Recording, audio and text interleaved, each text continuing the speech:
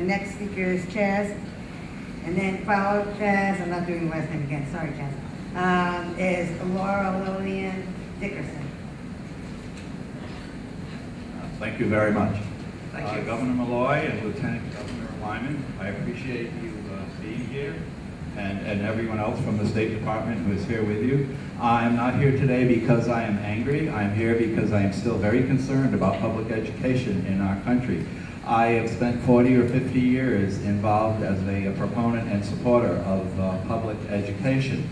And I do like some of what you have proposed, especially the increase in educational spending and the support for the pre-K and the more support for the state's neediest districts. However, I am concerned, and I'm not going to go into those concerns here now, especially about the teacher certification and the parts of a teacher's evaluation tied to how well students are learning as measured by a standardized test. I'd love to know who put that standardized test together. And if you look at the testing industry, it's a multi-billion-dollar business. So I don't know what that is. So I say take that part back to the drawing board. But here we go again. You are well-intentioned, but this is not systemic change. It's not thinking out of the box. In the 80s, we had a nation at risk in 1983, and supposedly we did not address everything in a nation at risk. The America 2000 initiatives put forth by the Republicans in the 90s, and the Goals 2000 initiatives put forward by the Democrats also have not been addressed. Connecticut's Sheff versus O'Neill, the tenets of that case have not gone away. We are still dealing with that, and we haven't solved that issue at all.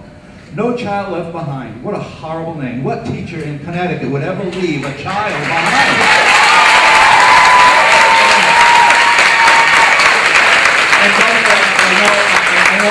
I apologize, and Lieutenant Governor has told me to get to the question, and I do have a question.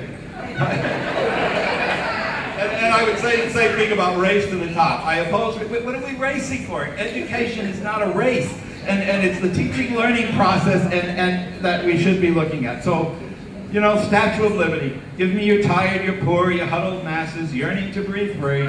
And in public education, you give us your unmotivated, undisciplined, hungry, homeless, psychologically abused.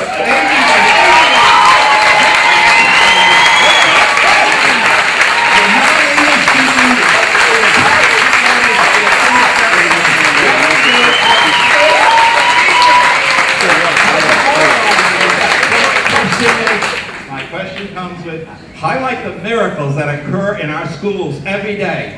Stress the positive more often, and let's work together for improvement. Now, you said that this is a systemic reform. Well, 21st century global skills are something all of our students should have when they leave our schools. And we're still using a model for schooling based on the Industrial Revolution. So my question to you, where are the 21st century global skills? Where are they in your reform movement that should be part of our system? And remember, education's our salvation and ignorance is the bane of our existence. Thank you.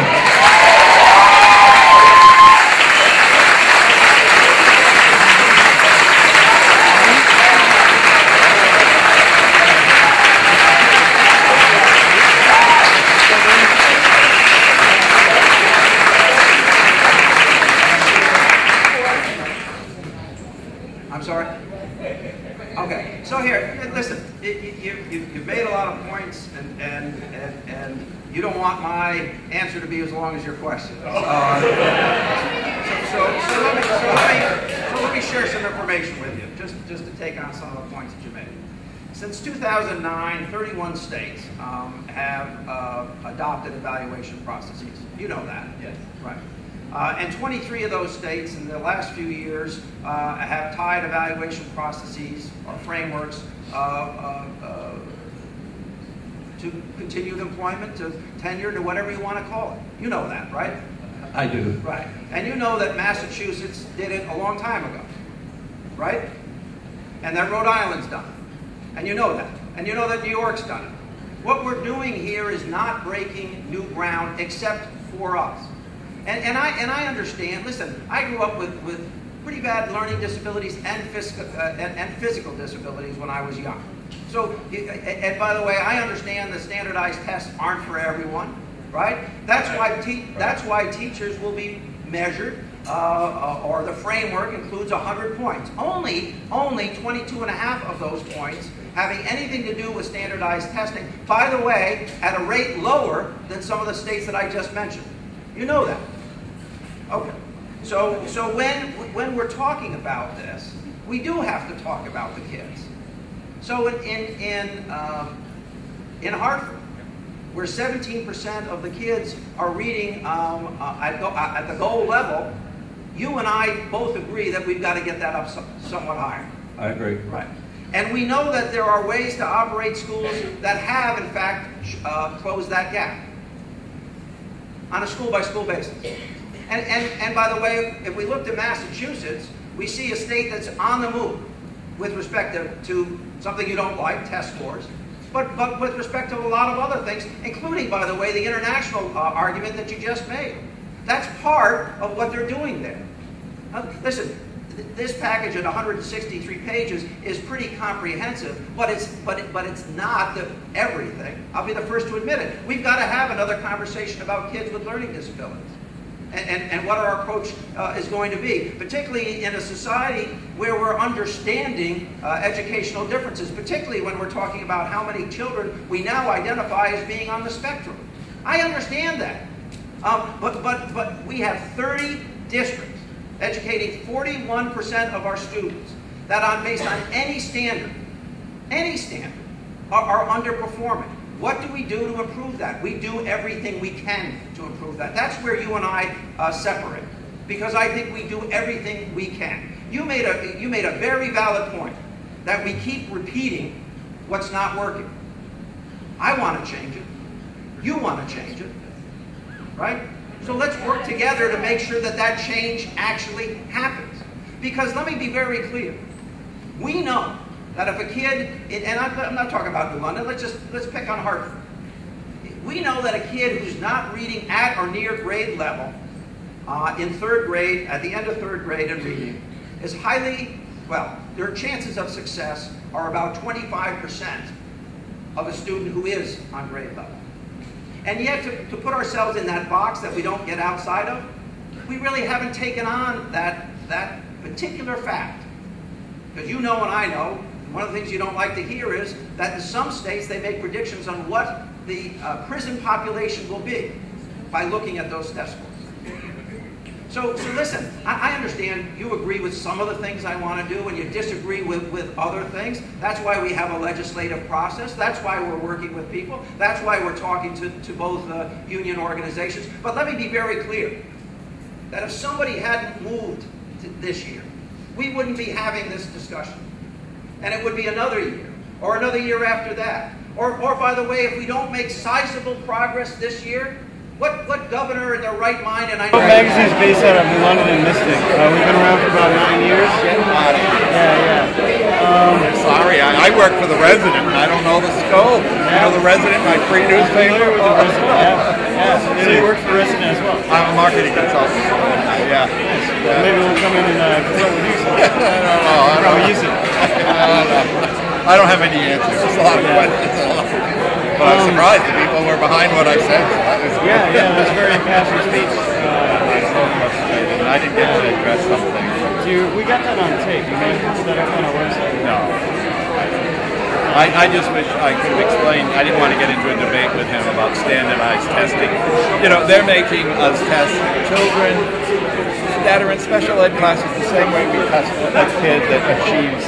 That's unfair. And these kids sit there, and everybody's just, depending on test scores. Look at the test scores. Like he's doing comparison to test scores. We shouldn't be doing it. And we should be working so differently in education. Why is everybody in fourth grade? Why is everybody? We shouldn't even be working with that model. That was to get people on the assembly line for the Industrial Revolution. We're still using it. So I didn't say this. My grandchildren, none of them are in public schools. No. They're unschooled, homeschooled, private schools, because you don't have to take tests, you have resets, you pursue your passion. you self-evaluate. It's like, this is what we need. And they have the 21st global skills that you need. And working on teams, and you can't do that in public education. So what would you think, what would your suggestion be for public education? What sort of model do you think they could adapt, or adopt, I mean, for to help compensate? Yeah, well, in lieu of standardized testing. Well, and I still believe in testing. We're not giving the same test to everybody, and I believe in raising standards. But you learn differently than I learn. Exactly. And every teacher, no teacher's leaving a child behind, they're trying to bring them forward as far as they can, and the tests don't show that. So that's why I hate standardized testing. You can evaluate, and you can teach students to evaluate themselves. Why high school kids rely on a teacher telling them whether they're a C, that is so sad in my estimation. You should not have somebody else grade. It's degrading. It's the grading system, and it's degrading, demoralizing, dehumanizing, and we're still doing it. So I was trying to get into that. That was, my main point here was there was no systemic change brought up by him, especially about 21st century skills. We got to produce kids that know how to work on teams, that think divergently. Why do we have everybody thinking the same way? And that's what the test is doing. You all think the same way. That's what the test is making everyone do. Anyway. Oh, you got me going. I gotta Well, I love the chat with this. Oh, you're in New London. Yeah. You know a lot of my former students if you live in New London. Richie Martin. Oh yeah. I enjoyed your commentary. Oh, I don't know. No, I did. I did. I did. Because I thought, as the governor said, I thought there was a lot embedded. Yeah, I know. That was truth that we need to hear. And plus, I enjoy your style. It's always fantastic. Thank you very much. And now you're doing the program again this year, Teacher of the Year? I think I am. Okay, fantastic. And we just got the tribes, the Dominican tribes, full support.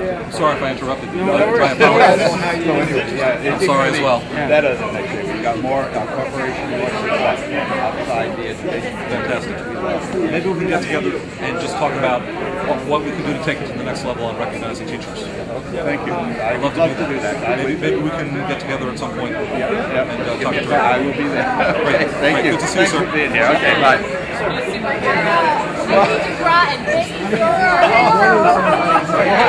I'm doing well. What is the Scope Magazine? The Scope Magazine is a local arts, music, politics, culture magazine. Excellent. Are you with the magazine as well? Yeah, he's our great. cameraman. Very good. Yeah, we're doing looking for some interviews to put on the website. Are you always behind the camera? And do you always ask the questions, or do you ever switch it up? Usually, no, we haven't switched it up. Okay. All right. Very good.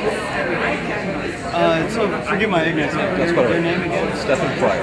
S-T-E-F-A-N. P-R-Y-O-R. P-R-Y-O-R. Yes. And you're the Commissioner of Education. Now, one of Chaz's main complaints was the standardized testing and all that. Has there been vibrant discussion about how to change standardized testing? There has. A couple of things. In the state only, or how to try to push back? Both. First of all, in the governor's package, there is a budget item for districts to innovate around something like personalized learning. And it actually comes out of the recommendations of the state superintendents to move beyond the traditional methods of measuring student progress and to have more of an accordion-like system rather than a fixed system that enables students to expand and contract their learning time as appropriate in accordance with their need, in accordance with their ability in a given subject area.